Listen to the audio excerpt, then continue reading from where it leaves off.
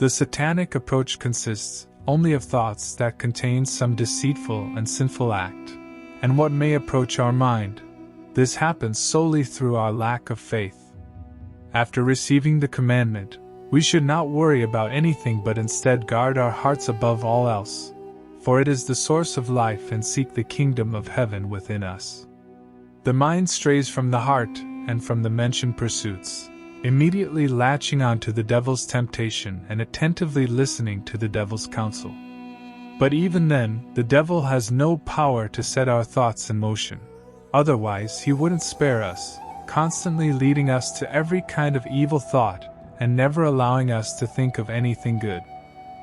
He only has the power to persuade us to think or do something wrong, with which he seeks to test our inner disposition, to see whether it is inclined towards his counsel or towards God's commandments, which are opposed to one another.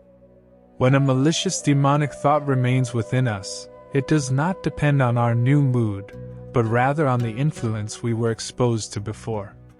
Such an attack remains fixed in singular thought. The resistance of the heart does not allow it to transform into multifaceted thinking and passion. A singular and bare thought, which is loathed by one who is attentive to oneself, lacks the power to draw the mind into multifaceted thinking.